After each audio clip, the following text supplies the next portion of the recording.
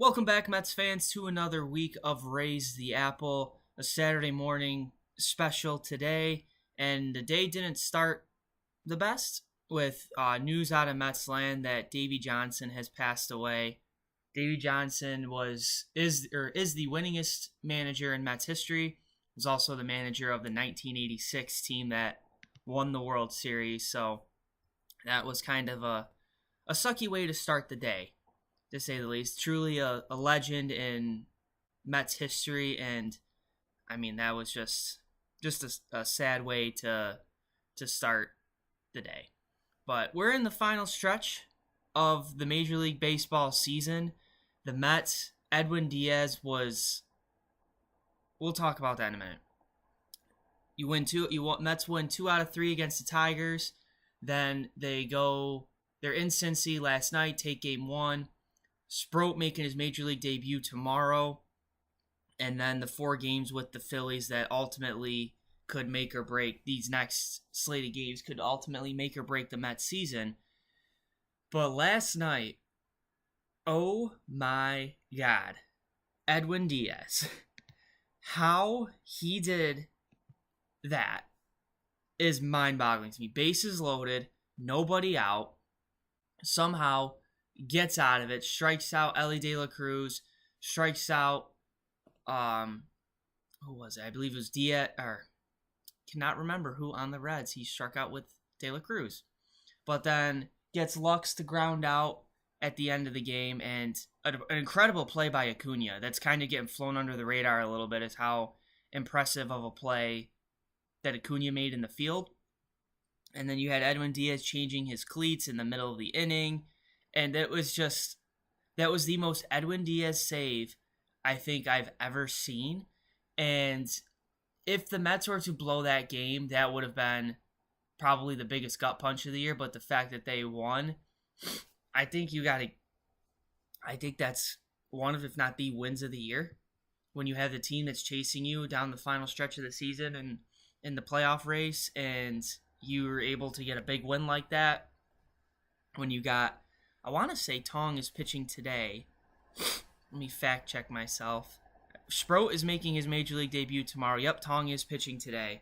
So the next 3 days, the Mets are going to have their rookies taking the mound in Tong, Sproat, and McLean. And the way the pitching has been going over the last few months, should the Mets make the postseason rotation very well could be in some order Sproat, McLean, and Tong starting for the Mets, which I don't know if that's a good thing or a bad thing. Having 3 rookies who have only been up for, at the time of the postseason, have only been up for about a month, having them starting postseason games. But that's just the way the Mets pitching has been going. Kodai Senga getting sent down, taking one for the team. He has just struggled so much since coming back from injury. Going to a minor league, kind of getting the Mark Vientos, Francisco Alvarez treatment. Hey, go down to AAA, make 1 or 2 starts, get your confidence back, work on some things, get your mojo back, and come back up for the playoffs. I think that was a admirable thing from Kodai Senga to acknowledge that, yeah, he's kind of hurting the team a little bit with the way he has been pitching and going down to the minor leagues to get things right. I think when Senga comes back, he's going to be fine. I think it's just one of those instances where he's having a rough stretch, but his rough stretch has been a very, very rough stretch for the Mets. And Manaea has struggled too. Manaea has started good and then falls apart in the 4th inning. Starts good, falls apart in the 4th inning. And it's kind of similar to how Clay Holmes has been. Where Clay Holmes has been 5 innings, 3 runs, 5 innings, 3 runs, 5 innings, 3 runs, almost every single time. So getting some depth out of the pitching, I mean, seeing what Sproat, Tong, and McLean have. Tong was great in his Major League debut. McLean's been great his first couple starts. Sproat, we'll have to wait and see till tomorrow how he is. But if Sproat is anything like how Tong and McLean have been to start, future-wise, the Mets are in a great position. Currently, they are in a great position, but is it concerning having 3 rookies as your aces?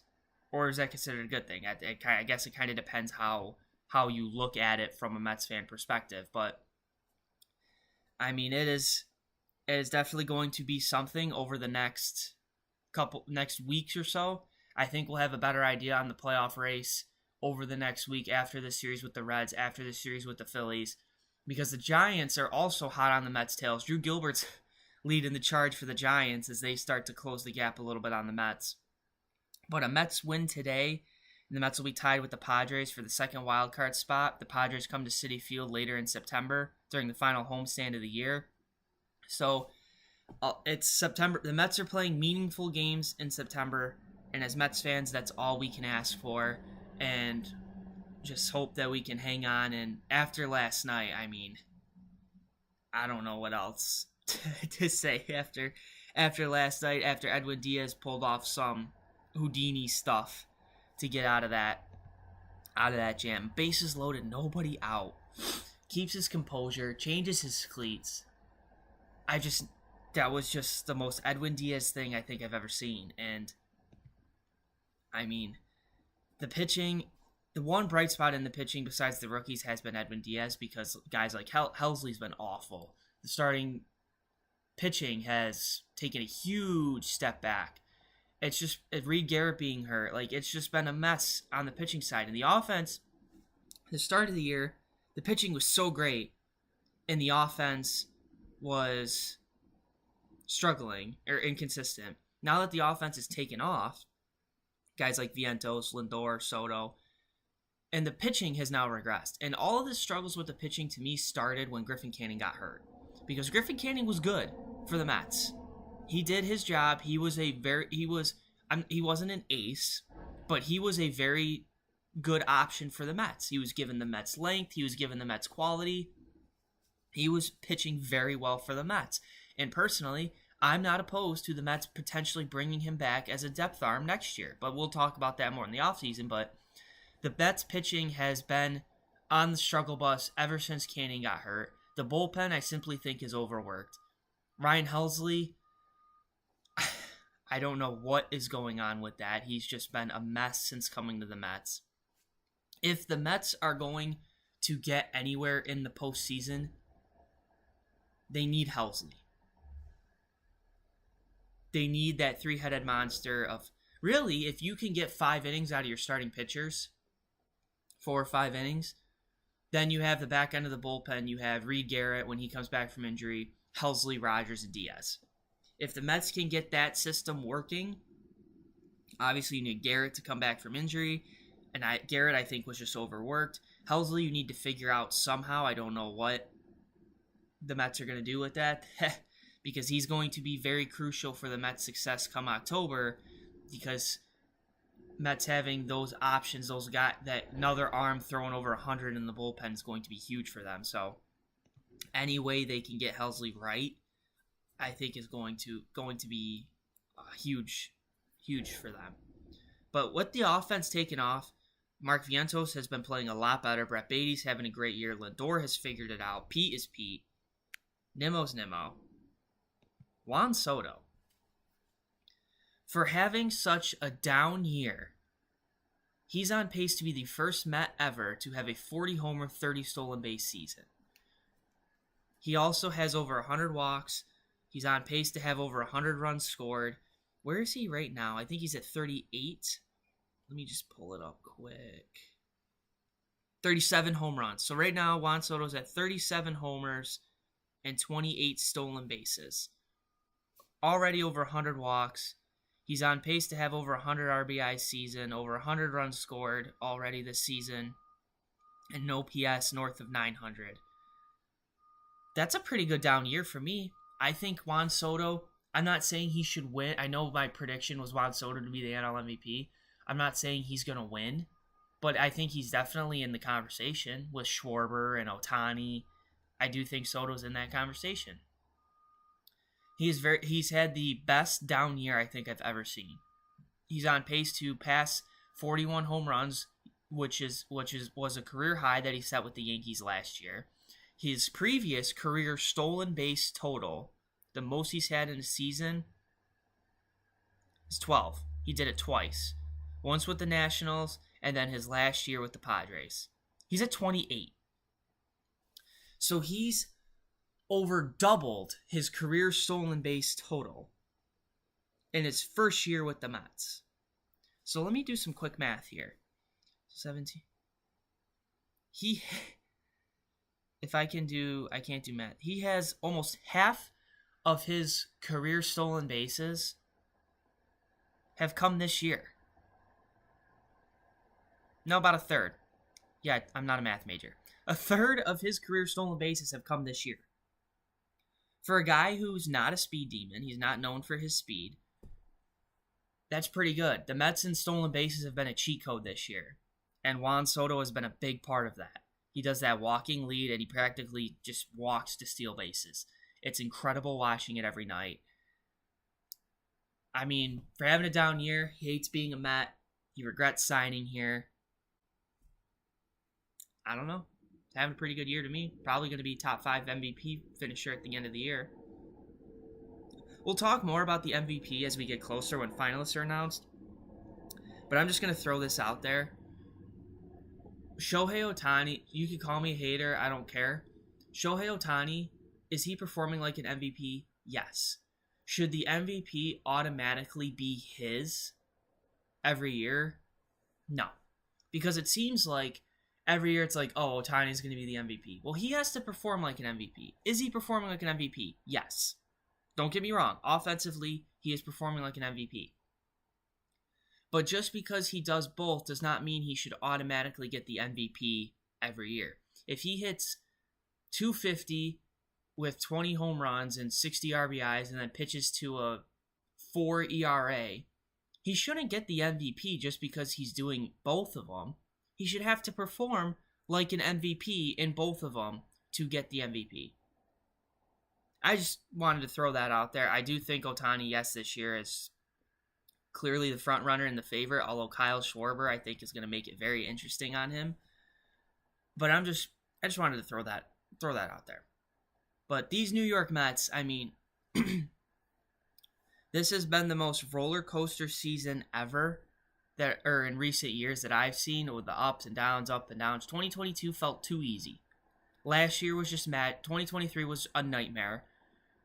Last year was just so magical, and this year has just been so up and down, where it's like, in 2015, when they were bad, and then they got good again, and then stayed good. This year, they were good, then bad, then good, then bad, then good, then bad. They just keep going back and forth. It wasn't as consistent.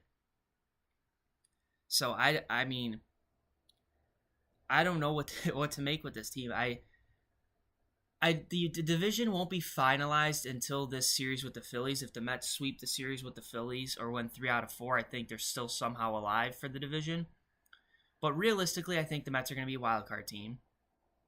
And should the Mets pass the Padres, they would get the Cubs in the first round. Should they not pass the Padres, they would go to the Dodgers for the first round. So I think right now, I'd rather face the Cubs. I don't even know, actually, because that Cubs team is a sneaky good team. I think I like the Mets' chances against the Dodgers. Thinking off the top of my head, I like the Mets' chances against the Dodgers. I think I'd rather face the Cubs, if that makes sense. I don't really know if I'd rather face the Cubs or the Dodgers, because the Cubs are not going to be a pushover team. The Dodgers are the Dodgers. I think I think Milwaukee's going to steamroll to the NLCS. And then there's the Phillies. So I don't know. I mean, I think the Mets can compete with the Dodgers. They've showed it before. But the Cubs, I think, is a less scary matchup for the Mets come playoff time. But we got to get there first. So once the Mets get there, then we can worry about what matchups look better, which ones we prefer. But this good start last night, a big win last night, and then with Tong and Sproat going today and tomorrow, it's do or die for the Mets. You live and die with Diaz last night, and you're living and dying with these rookies to get you into the playoffs. All they got to do is get in. Once the Mets get in, they're good. Once the Mets get in, they're good.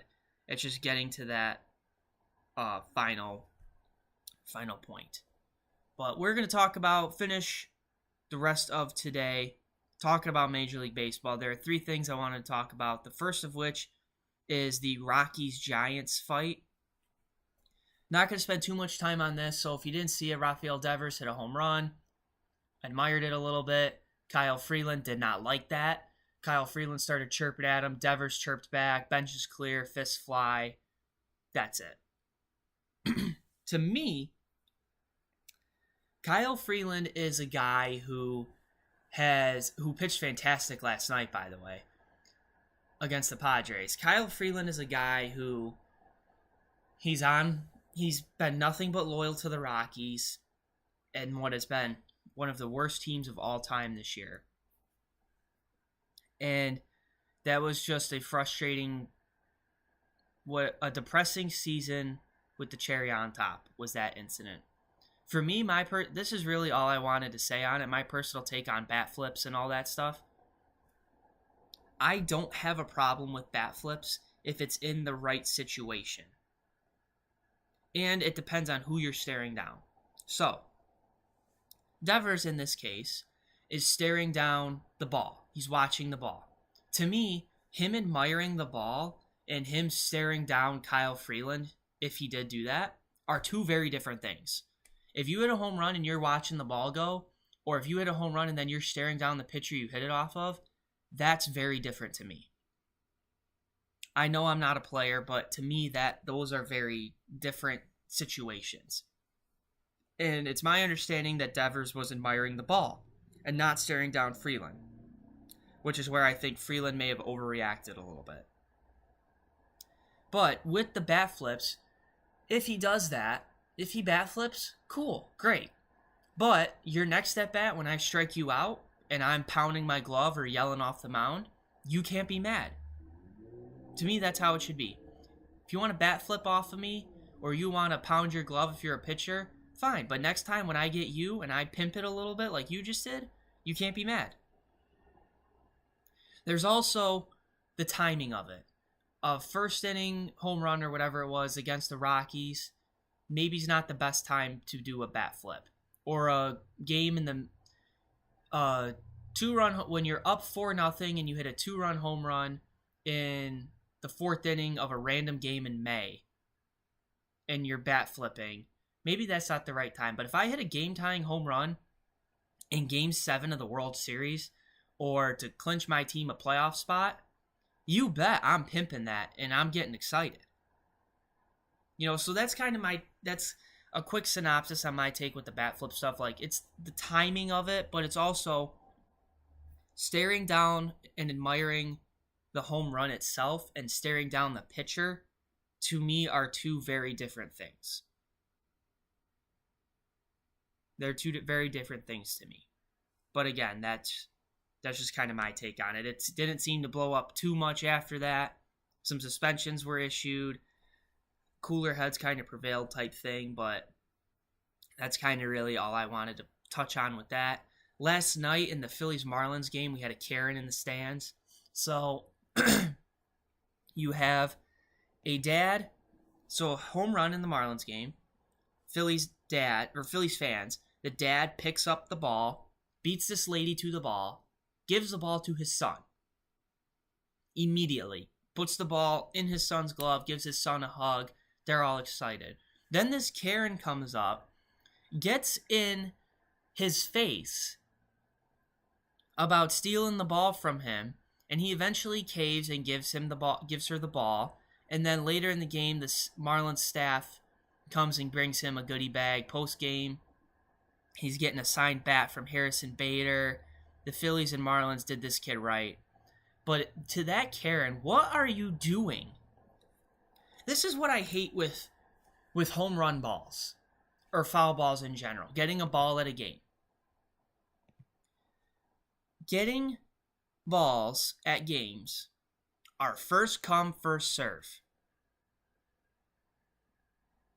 Period. They are first come, first serve.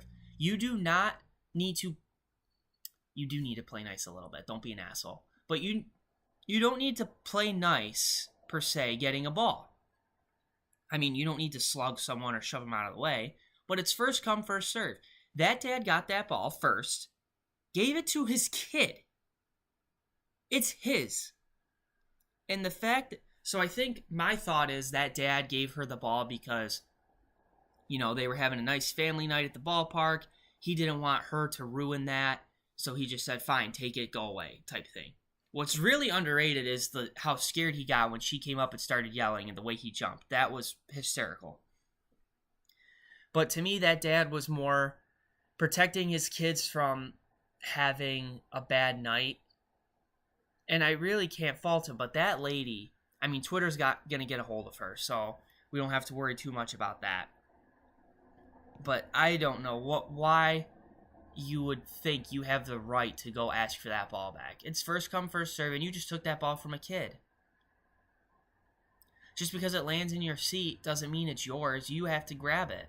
And that dad, you dropped it, or it landed in the row in front, whatever happened, and the dad beat you to it. Sorry, be better.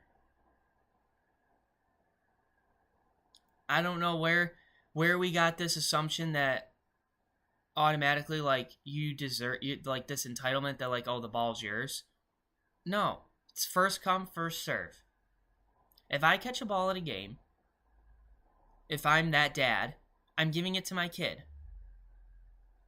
If I'm there by myself, if I'm at a game, if I'm there with my kids, I give the ball to my kids. If I'm there by myself, if I've never gotten a home run ball before, or a foul ball ever, I'm going to keep it. That's a once-in-a-lifetime type thing, to catch a home run ball in a Major League game. Me being a Mets fan, if I go to the Mets game tonight, and I catch Pete Alonso homers and I catch it, I've never caught a home run ball in my life, personally. I've gotten a handful of foul balls, but I've never gotten a home run ball. If I caught a Pete Alonso home run ball, I'm keeping that. That's a once-in-a-lifetime thing for me. That's a cool thing for me. I've never gotten a home run ball at a game for me. That's cool. I'm going to buy a nice little case for it, put it on my dresser or nightstand or something, and be like, hey, yeah, I caught a Pete Alonso home run ball. That's personally what I'm going to do. If I had kids, I'm probably giving the ball to my kids. If I've caught a home run ball before, or if I'm just a casual, that's just the baseball fan in me, I'm going to keep it for myself. Because I've never gotten one before, I want to celebrate that. If I've gotten one before, if I've gotten a couple, or if I don't really care that much about keeping it, if I'm more of a casual fan, maybe I look around in my section, oh, there's a kid a couple rows in front of me, I'm going to give it to the kid. That's where I stand on that. I mean, if there's a kid around and I've already gotten a ball before, I'm going to give it to the kid, make his day. I'm going to find a kid who hasn't gotten a ball. If I got two kids in front of me, one gotten a ball already and the other one hasn't, I'm going to give it to the kid who hasn't gotten a ball. But if I've also never gotten a ball and I caught one for the first time, I'm keeping it. But that Karen was 1,000% in the wrong for doing that. And I don't know where my stance is on the dad and giving it to her. I understand him trying to de-escalate a situation and not ruin the night for his kids. But at the same time, you got that ball fair and square, dude. She can pounce out. I don't know. But the last thing I want to talk about is Framber Valdez. So, if you have not seen this, the other night, Framber Valdez pitching to Cesar Salazar, who is the up-and-coming catcher for the Astros. He's a rookie. Valdez goes to pitch to Trent Grisham. Salazar's trying to tell him to step off. He's waving at him. Valdez throws the pitch anyway. Trent Grisham hits a grand slam. The next at bat, Valdez gets hit in the chest with a pitch. Called for one pitch, a completely different pitch was thrown. Hit in the chest. Really crappy teammate. That's as simple as this is. It's similar to the rat and raccoon incident with Jeff McNeil and Francisco Lindor, with the fact that there's what really happened, and then there's the, hey, let's tell the media let's tell the media this story so this doesn't become a thing. Valdez was 100% in the wrong. And I think most people are in agreement on this. You do not show up your teammate like that.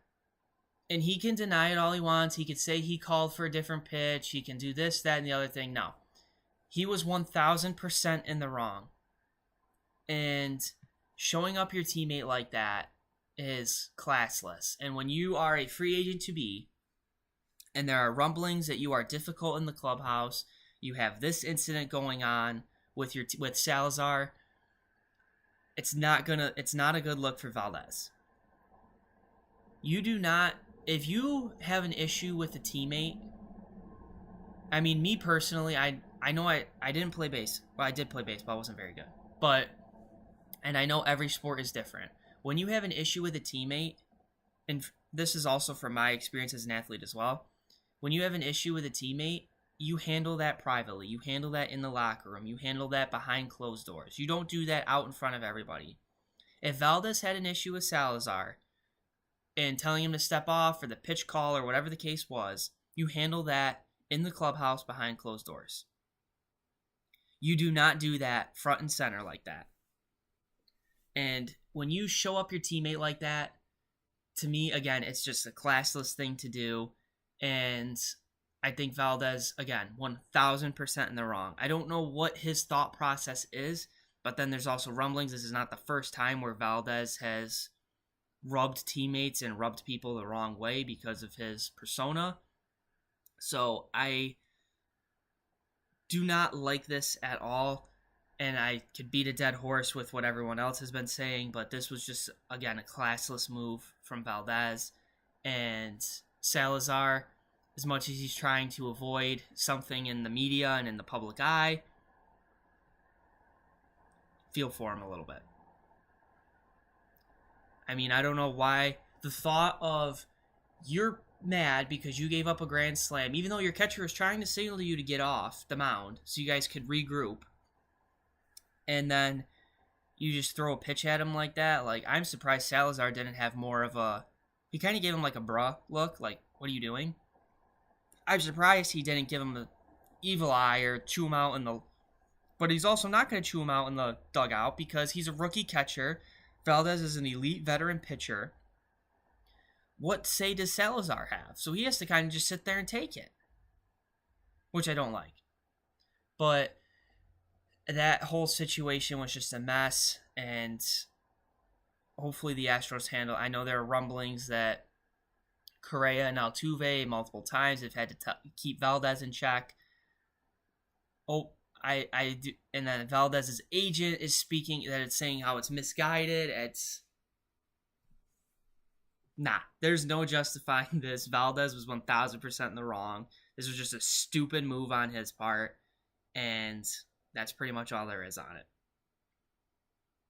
But we're running on almost 30 minutes, so I could go on forever about that whole situation. We're going to wrap up this week's episode. The Mets have Jonah Tong on the mound today, and then Brandon Sproat making his Major League debut tomorrow.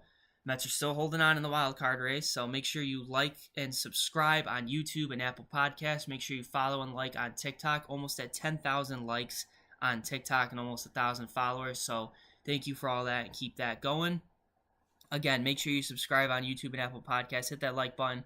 We will see you guys next time, and let's go Mets.